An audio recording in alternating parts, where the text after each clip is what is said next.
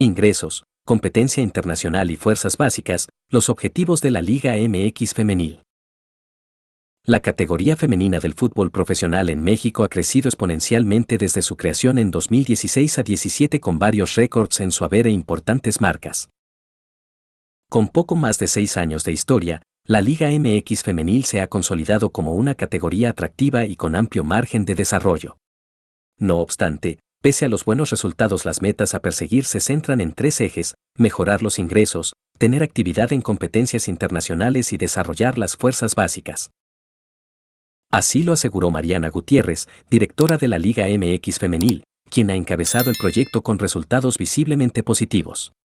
Para muestra algunos indicadores como el número de goles registrados en 11 torneos, más la mitad de otro que fue suspendido por la pandemia, los récords de asistencias a los estadios, los fichajes bombas o la profesionalización de las jugadores. Sin embargo, la directiva develó que uno de los pendientes primordiales por los que se debe velar es en el ámbito económico, pues, si se mejoran las finanzas de la liga se verá reflejado en la mejora de las condiciones laborales para las futbolistas de las 18 instituciones. En esta materia, Gutiérrez adelantó que próximamente se anunciará el primer gran patrocinador exclusivo de la categoría. En entrevista para W Radio y a pregunta expresa sobre los objetivos de la Liga MX Femenil, la Directos comentó: "Se me pone la piel chinita. Lo primero es que tenemos que seguir trabajando por los ingresos de esta liga. Entonces estamos muy enfocados en comercializar y centralizar todos los activos y llevar a la liga a números negros. Esa es una deuda infinita porque además va a impactar directamente en la igualdad salarial de nuestras jugadoras". El segundo propósito gira en torno a la exposición internacional y puntualmente al Mundial de Clubes Femenino que la FIFA anunció en diciembre de 2022, aunque aún se encuentra como un proyecto a desarrollar. Gutiérrez afirmó que la meta es que sean los clubes mexicanos quienes asistan y representen no solo a México, sino a la región de manera exitosa. Por último, Mariana señaló que el tercer objetivo se trata de poder desarrollar desde edades tempranas a las próximas futbolistas y dejó entrever que el proyecto tiene y tendrá como guía a su parte varonil. Si algo hemos aprendido de la Liga MX es el buen desarrollo que han hecho en los jóvenes y homologar sus fuerzas básicas que no necesariamente tienen que ser las mismas categorías, pero iniciar en una temprana edad a las niñas es vital. Lo que no puedes desarrollar en una niña antes de los 12 años no se desarrolla nunca más. Es vital, concluyó. Aunque el primer torneo data del segundo semestre de 2017, la Liga MX Femenil fue anunciada casi un año antes y desde entonces su crecimiento ha sido continuo. En alrededor de 6 años y más de una decena de torneos, el fútbol profesional de mujeres ha sido constituido como un proyecto con gran potencial que, a su vez, se ha visto reflejado en un mayor nivel deportivo. Jugadoras como Kiana Palacios, Alison González, Carolina Jaramillo, Lisbeth Ovalle, Alicia Cervantes, Natalia Mauleón, Dania Pérez o Desiree Monsiváis son exponentes de ellos. Además, el desarrollo de la liga ha brindado un espacio de oportunidad para mexicanas que han brillado en el extranjero como Mónica Ocampo, Charlyn Corral o Cecilia Santiago. Al mismo tiempo, el balompié mexicano se ha vuelto una opción real para extranjeras de renombre mundial como Jennifer Hermoso, futbolista de origen español multicampeona con el Barcelona, máxima goleadora histórica del club catalán, Atlético de Madrid, Rayo Vallecano y París Saint-Germain.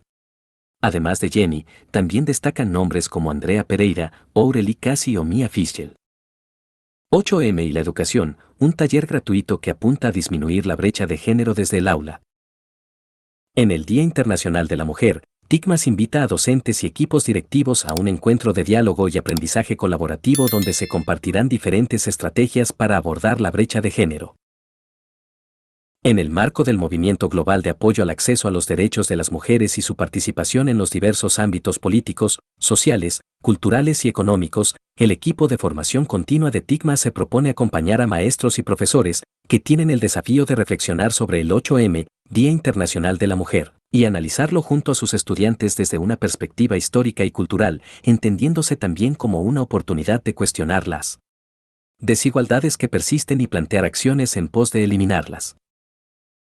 Por este motivo, TICMAS invita al encuentro, como disminuir la brecha de género desde la escuela, un espacio de diálogo abierto y gratuito con profesionales con la propuesta de abordar ideas que apuntan a fortalecer en la práctica áulica la equidad de género, tal como propone la Ley de Educación Sexual Integral, ESI, y están en línea con los Objetivos de Desarrollo Sostenible de la Asamblea General de las Naciones Unidas. Como define la ONU, la igualdad de género no solo es un derecho humano fundamental, sino que es uno de los fundamentos esenciales para construir un mundo pacífico, próspero y sostenible. La invitación es participar de esta tarea. El taller es este miércoles, 8 de marzo, a las 17:30 hora de Buenos Aires, 14:30 CMDX, 15:30 PA. El acceso es gratuito y los cupos, limitado. Jornada financiera. El dólar libre subió a 378 pesos y el BCRA vendió 66 millones de dólares americanos en el mercado. El dólar libre saltó 7 pesos o 1,9% a 378 pesos. La entidad monetaria anota en marzo ventas por 200 millones de dólares americanos en el mercado. Las acciones rebotaron, pero los bonos en dólares perdieron 2% en Wall Street. La dolarización de carteras tiene que ver también con la volatilidad financiera, en momentos de un aumento de las tasas de retorno de los bonos del Tesoro de los Estados Unidos a niveles máximos desde 2007. Con ese escenario adverso, las acciones argentinas rebotaron firmes, pero los bonos en dólares cayeron con fuerza y el riesgo país rozó los 2.100 puntos básicos. El dólar libre avanzó 7 pesos o un 1,9% para la venta a 378 pesos, en el mayor salto diario desde el 17 de enero. Con un dólar mayorista que ganó 28 centavos a 199,95 pesos, la brecha cambiaria se situó en el 89%. El dólar blue pasa a ganar 3 pesos en marzo, después de un mes de febrero negativo, en el que cedió 6 pesos. En el transcurso de 2023 anota un aumento de 32 pesos o un 9,3%, aún con rezago respecto de la rampante inflación. Los dólares bursátiles cerraron en precios máximos históricos. El contado con liquidación terminó a 379,34 pesos con el bono global 2030 GD30C, mientras que el dólar MEP llegó a los 371,64 pesos con el boñar 2030 al 30D. El monto operado en el segmento de contado, spot, del mercado mayorista alcanzó los 394,2 dólares americanos millones, con ventas a manos del Banco Central por 66 millones de dólares. El BCR anota en marzo ventas netas por 199 millones de dólares americanos en el MULC y viene de ventas en febrero por 890 dólares americanos millones, un récord histórico para el segundo mes del año, debido a las menores liquidaciones del agro por la sequía. En el transcurso de 2023 el saldo negativo del central en el MULC alcanza los 1.281 millones de dólares.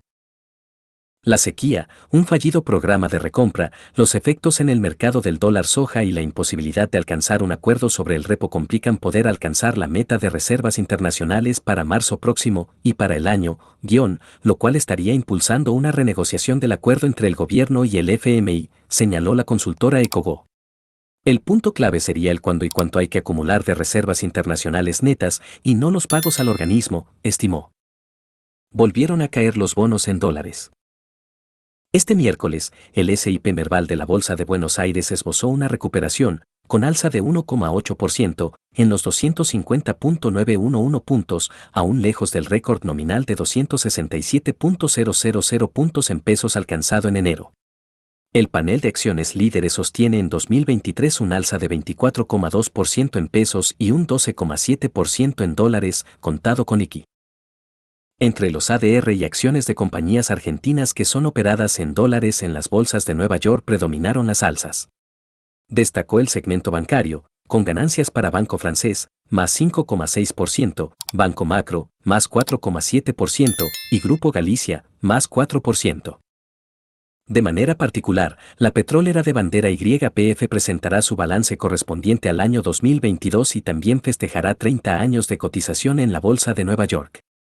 Se esperan buenos resultados tras un crecimiento en la producción de los últimos 20 años. Todo lo contrario sucede con la renta fija, que aún se ve afectada por el contexto internacional y los bonos en dólares descienden a lo largo de toda la curva, comentó Leonel Bucolo, ejecutivo de cuentas de Rave Bursátil. Los bonos en dólares de Argentina negocian con fuerte baja de 2% en promedio, según la referencia de los títulos globales con ley extranjera en Wall Street, con un riesgo país que escaló 54 puntos básicos, a los 2.098 puntos básicos a las 18:15 horas. En las últimas ruedas bursátiles se dio una caída de la cotización de los bonos del Tesoro de los Estados Unidos junto con una suba de las tasas de retorno, ahora en los niveles más altos desde 2007. La tasa del Treasury a 10 años superó el 4% anual, mientras que el bono del Tesoro a 2 años rindió por encima del 5%. Cuando se da esta inversión de la curva de rendimientos, se paga más por una deuda de menor duración, es expectativa inequívoca de una recesión económica en el corto plazo. La parte corta, de la curva de deuda, está explotando y la parte larga está constante. Por lo tanto, eso sigue invirtiendo la curva en un mercado que anticipa una recesión, potencialmente cada vez más probable, expresó Germán Fermo, Head of Strategy del grupo IEB, Invertir en Bolsa. 6 preguntas a Raquel Bernal, la primera mujer en ocupar el rectorado de la Universidad de los Andes. Con 75 años de historia, la prestigiosa universidad colombiana siempre había tenido rectores hombres. Pero desde hace casi un año, la doctora Bernal se hizo cargo de la institución y promueve la transformación educativa. En esta entrevista cuenta algunas de sus claves. Raquel Bernal es la primera mujer en ocupar el cargo de rectora de la Universidad de los Andes, una de las universidades más importantes y tradicionales de Colombia y toda América Latina. Con un Ph.D. en Economía de la Universidad de Nueva York y economista de la Universidad de los Andes, su investigación se centra en economía social, economía de la educación, economía de los hogares y laboral, y los determinantes del capital humano sobre todo durante la primera infancia. Antes de llegar a la rectoría, se dedicó a varios proyectos de evaluación de impacto de programas de atención a la primera infancia. En esta entrevista señala algunas claves para comprender cómo piensa su tarea en función de los desafíos que representa la educación universitaria en la actualidad. ¿Cómo toma una institución centenaria como la Universidad de los Andes la innovación, la transformación educativa y los cambios que se piden desde el mundo trabajo? Es una pregunta muy importante. Efectivamente, esta es una universidad muy tradicional y está montada sobre principios muy tradicionales, pero escuchamos la necesidad de la transformación. En mi opinión, es un imperativo. ¿Cómo y exactamente qué? Está por definirse. Porque la transformación requiere un cambio cultural, las personas son las que lo van a llevar adelante. No lo hace la rectora ni una unidad administrativa, sino los profesores, los estudiantes, las personas que trabajan en la universidad.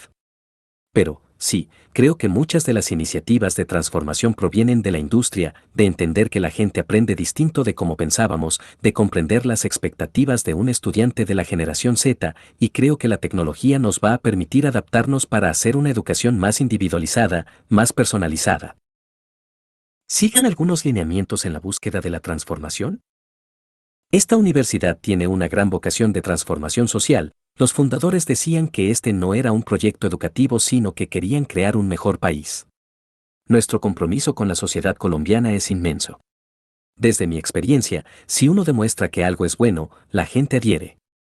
La idea que tenemos a futuro es que la universidad, de manera continua, debe aprender, pilotar, prototipar, evaluar y, con base en eso, decidir cuál es la transformación que a esta universidad le sirve más. Yo soy evaluadora de impacto. Soy economista. Creo que hay que hacerlo con evidencias. ¿Cómo es la articulación con la escuela media? Es muy importante. Nosotros no trabajábamos en la articulación más allá de hacer scouting para la universidad. En este momento, yo creo que es muy importante por varias razones. Primero, por la pandemia, que dejó grandes diferencias de aprendizaje y recibimos a estudiantes con rezagos de aprendizaje muy significativos. Tratamos de llegar temprano, desde los últimos 2 grados de escuela media. Trabajamos con los colegios en la nivelación, para que lleguen a la universidad con mayor probabilidad de éxito. Por otro lado, estamos muy interesados en ser más inclusivos y diversos, y eso requiere un esfuerzo que, si se empieza al llegar a la universidad, yo creo no es eficiente ni efectivo. Nos estamos articulando mejor pensando en el futuro. Hacemos mucho en una versión híbrida, porque ellos están en las escuelas y hacen algunos cursos virtuales con nosotros, y sobre el fin de semana los traemos a la experiencia en el campus, que es muy importante para el estudiante joven, de 16 o 17 años. Esa experiencia de llevar a los estudiantes del secundario a la universidad se ha hecho en varias universidades y logró que aumentara la cantidad de estudiantes en cada carrera. Es la intención. Nos ha tomado tiempo aprender cómo potenciar la experiencia. Un 30% de nuestros estudiantes de pregrado son de estratos socioeconómicos 1, 2 y 3. Y como llegan con resaca,